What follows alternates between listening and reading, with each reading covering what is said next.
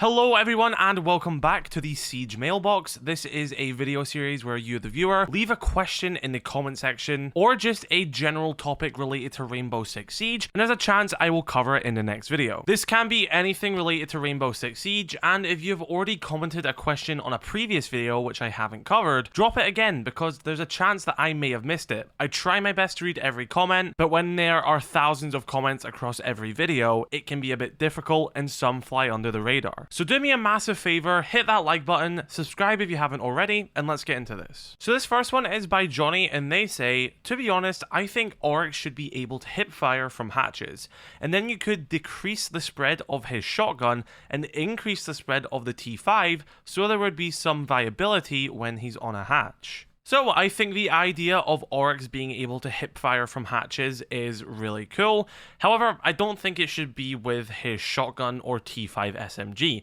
It should strictly be for secondary weapons only, so his bailiff or his pistol. I'm going to show you a little concept image made by Dr. Wolflow of how this could be, with Oryx hanging on the hatch with a pistol in his hand. Now, I personally think it would be really fun buff for Oryx to allow him to shoot whilst holding onto a hatch. You could balance this in a way that he wouldn't be able to reload. So if you are hanging on the ledge of the hatch with your pistol out, you only have the few bullets which are in that magazine. If you want to reload, you have to then get off the hatch and do it. As well as this, there could be some debate that you should be able to ADS. However, I think if we are going to go from a hip fire perspective from this, then maybe at least change the hip fire spread for when you're on hatches, similar to what Johnny said with the T5 and shotgun, although I don't think you should be able to one-hand use them on a hatch. I think it should be the secondary weapons, but make it a bit more accurate of a hip fire. Maybe something quite similar to Maestro when he first released in this game. When you hip fired with his LMG, it had a crazy good accuracy that you didn't even have to ADS a lot of the time.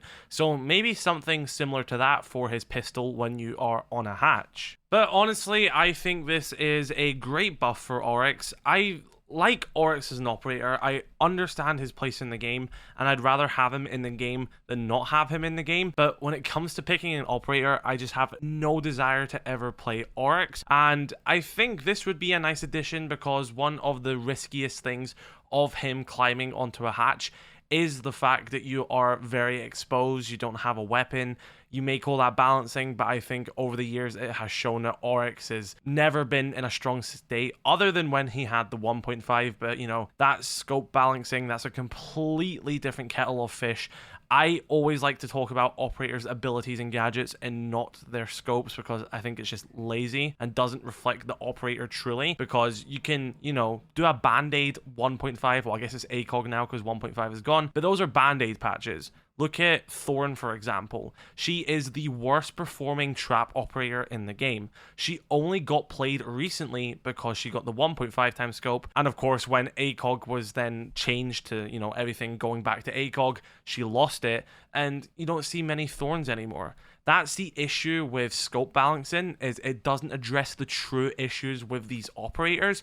So I think this buff for Oryx would address some of the issues that he has, and I guess it would be the vulnerability he has when he climbs hatches, and it just plays into the role that he does and benefits that unique gameplay mechanic of climbing up hatches, which only he can do on the defending team. So I think this would be an incredibly good buff, and I'd hope that this is something that they would look into one day. And I'll use this as a segue onto the next one by Moody Gaming 5693, and they say, imagine Doc with no ACOG. He would literally be obsolete. And this comment was in reference to my take where I said I don't think there should be any ACOGs on defense at all, and it should be an attacking only thing. I gave my reasons for all of that in the last Mailbox video, so if you want to watch that, go watch it. But just like how I was talking with Oryx, how I was saying when underpowered defenders get ACOG, for example, it doesn't address the issue that operator has. But in this case with Doc, I also feel like the ACOG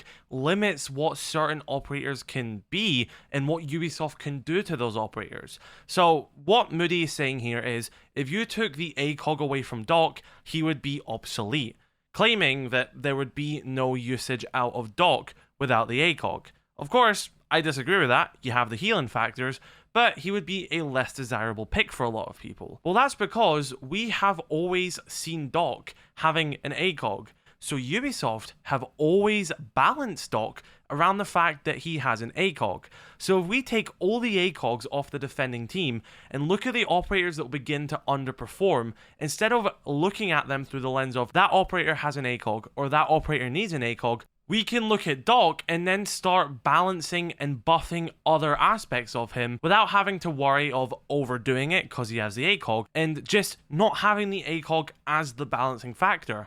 Okay, Doc is less picked now because he doesn't have an ACOG. Well, let's buff his gadget or even his speed, make him a 2-speed or even a 3-speed.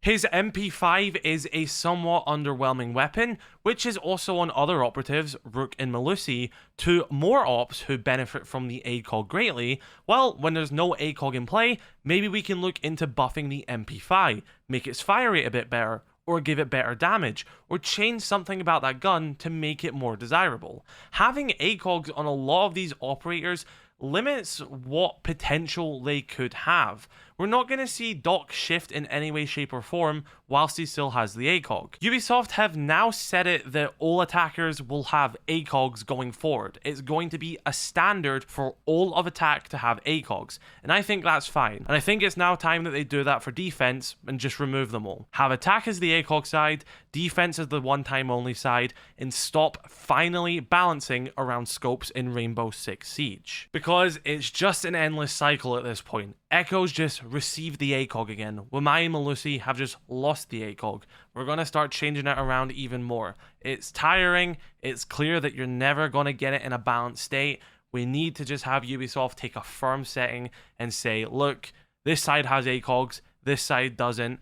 Focus on balancing these operators' speed, weapons outside of the scopes, and their gadgets. Melusi, an operator who has the MP5, who did get a resurgence in players because she got the ACOG, who has now lost it, did in return get a non-ACOG buff. She received an extra Banshee, and as well as this, a pocket shotgun, which is a much more appropriate and better way to balance an operator. So if they can do this with Melusi, and we can start balancing and buffing these underpowered operators without looking at scopes, the same can be done for Doc. Take away the ACOG, see how it goes. If he drops down, we'll find other ways to buff him. So to address the original comment, Doc with no ACOG would not be obsolete. Captain Cupcake asks, when does this guy go live? I don't have a schedule, but I'm live pretty much a bunch of the time over at twitch.tv/kudos.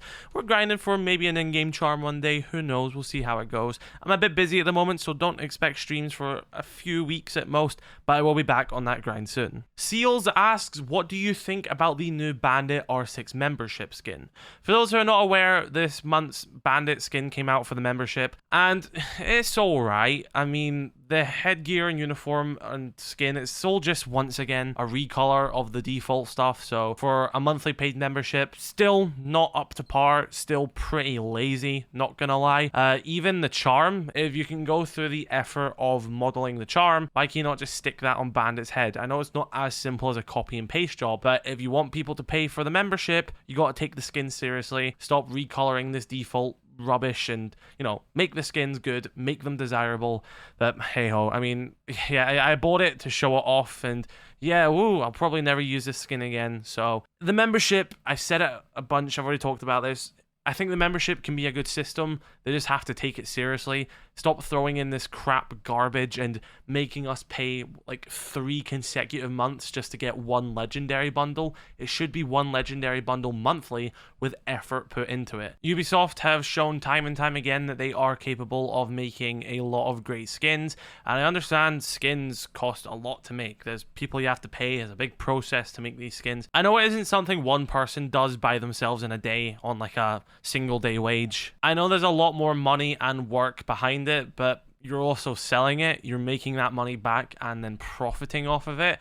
So if you are gonna do that, you gotta put the effort in for the product you're selling. And the membership skins alongside the most recent Mute Protocol skins with a bunch of recolors is just another example of Ubisoft sort of seeing how much they can squeeze without doing as much effort, which is a shame because when they do put in the effort, it's pretty good. So I hope that they can put in the effort and there are people there to do the effort, because when they cook, they cook. But, you know, I also got to call that out when it's clear that they're just being lazy and profiting off of it. I want good skins for this game. I'll pay for good skins in this game. But if you're going to keep giving us, you know, lazy, regurgitated crap, I'm going to call it that. But yeah, with that, this is going to conclude episode 4 of the Rainbow Six Siege mailbox. Be sure to comment your topics and questions in the comment section. There's a chance I'll cover it in the next video or a future one. I get a lot of comments, so again, if I miss them, I'm sorry. I do sort through all of them, so keep commenting them if you have one you really want covered, just so I try not to miss it. But yeah, drop a like on this video if you did enjoy, subscribe if you're new. I'll catch you later. I love you all. Stay safe. Peace.